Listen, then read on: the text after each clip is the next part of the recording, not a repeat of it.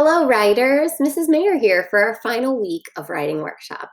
I am so excited to do some looking back on our writing this year. This week, we will think about what you've really enjoyed, how you've grown, and all we've done in writing workshop. We will also prepare for our summer by gathering some thoughts about how to keep our writing skills sharp while we're not in school. Throughout this year, we have read a lot of great stories where the authors were demonstrating something in his or her writing. We use these authors as mentors to teach us what good writers do. You read Let's Get a Pup, said Kate, and you found out that authors tell more in their stories by adding details that help us get to know the characters. You also read Kate and Pippin and learned that authors of nonfiction write about topics that interest them. We also read Dear Baby, and we talked about how to write a good letter to our friends and family. Dogzilla taught us how to use animals as characters in our story, like Dave Pilkey does. We read Harry and the Terrible What's-It when we wrote spooky stories. And we read about polar animals and polar lands and did some nonfiction writing.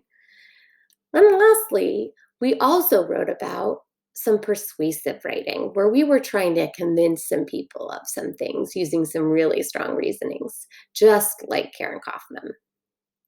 Today, we're going to think about what did you like best about our writing lessons and our writing workshop time this year?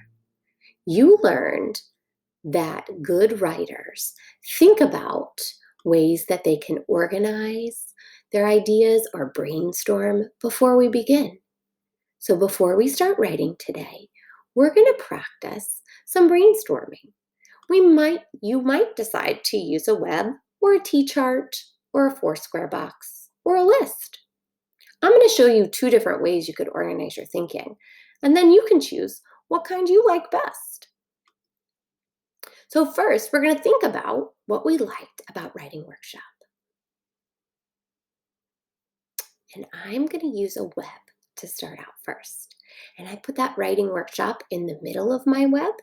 And then I'm going to put all my good ideas on the outside. So I might add that I like the spooky stories, the writing silly animal stories, talking with my partner.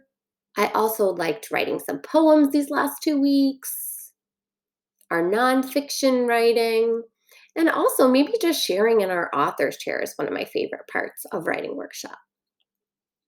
The next way I'm going to show you is if we decide not to do a web, you might just make a list. I love lists. And so again, we would think about what we liked about writing workshop, and then we'll just list the ideas we have.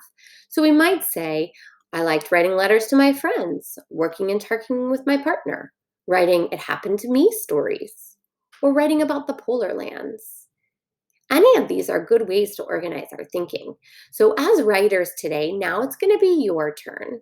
You're going to grab your notebook or a piece of paper or whatever you're going to write on today, and you're going to decide, are you going to use a web or a list, or are you going to have another way to brainstorm your ideas about what you liked and the things you want to include in your writing today.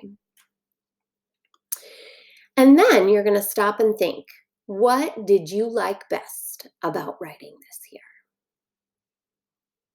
What parts were your favorite? What did you look forward to each day? Once you have your ideas, then you're going to begin your writing time. You're going to set a timer for about 10 to 15 minutes and write all of the great things that you remembered about your writing workshop time. After you're finished, you can share your writing about all the wonderful things. And by reading and sharing your writing, either on Seesaw or Flipgrid or whatever your teacher likes best. Have fun today, writers. I can't wait to hear about all your favorite parts of writing workshop.